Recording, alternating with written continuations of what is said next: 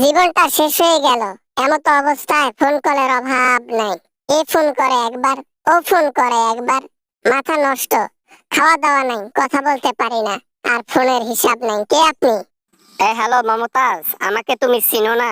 ভুলে গেছো? আমি শেখ রেহিনা বলতেছিলাম, শেখ হাসিনার একমাত্র সুপুত্র বোন। আমাকে চেনো না তুমি? ভয়েস শুনেও টের পাও না যে আমি কে? ও আপা, আপনি ফোন করছেন? আপনার বোন তো আমাদেরকে ফাঁসাই দিল। আপনার বোন কি ধরনের একটা ফালতু লোক দেখছেন? সারা জীবন ব্যবহার করলো আমাদের, শেষমেশ নিজে বাইসা আমাদেরকে ফাঁসালো।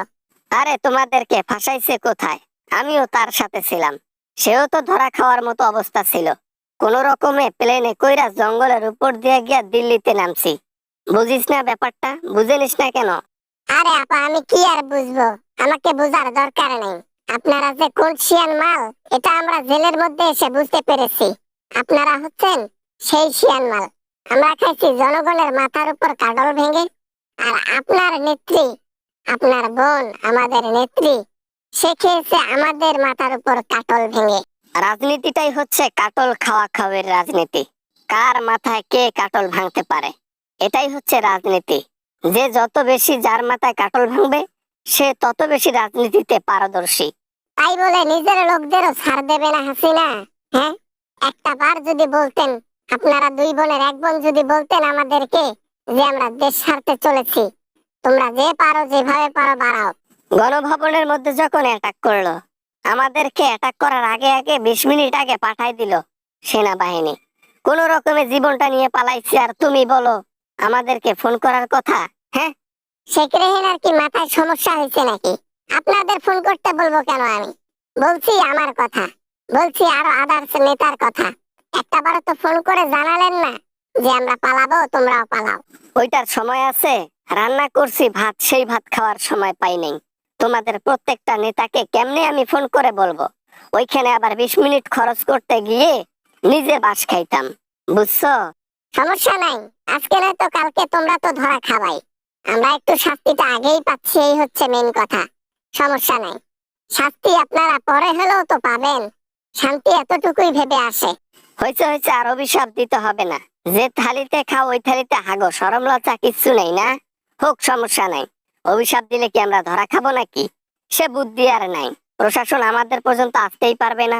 আইনের হাত অনেক লম্বা হয়, আর আইনের হাতের চেয়ে জনগণের হাত তার চাইতে 100 গুণ বেশি লম্বা হয়। যেখানেই থাকেন না কেন, একদিন প্রবাসীর হাতে পড়তে হবে, আর সেই দিন নিস্তার নাই। ছদ্মবেশে ঘুরি, তাই তো ছদ্মবেশে ঘুরি, যাতে কেউ আমাদেরকে চিনতে না পারে, কেউ আমাদেরকে বুঝতে না পারে যে আমরা সেই মাল, যে মাল ধ্বংস করে এসেছে বাংলাদেশের জনগণকে এবং বাংলাদেশকে। আজকে এনজয় করো লাইফটা, কালকে হয়তো বা সেই লাইফটা আর পাবা না। ওই 14 শিখের ভেতরে এসে লাইফ জীবন যাপন করতে হবে, বুঝছো? শেখ রেহেনা, তোমার বোনকেও বলে দিও সময় তার এগিয়ে এসেছে। এই এই এই, ফোন রাখো তো, ফোন রাখো তো। আর কথা বলতে চাই না, আর কথা বলতে চাই না। ভেবেছিলাম খোঁজ খবর নেব ফোন করে, কিন্তু না, উল্টো তোমরাই আমাদেরকে বাস দিচ্ছ। হ্যাঁ, আপনাকে কে খোঁজ খবর নিতে বলছে?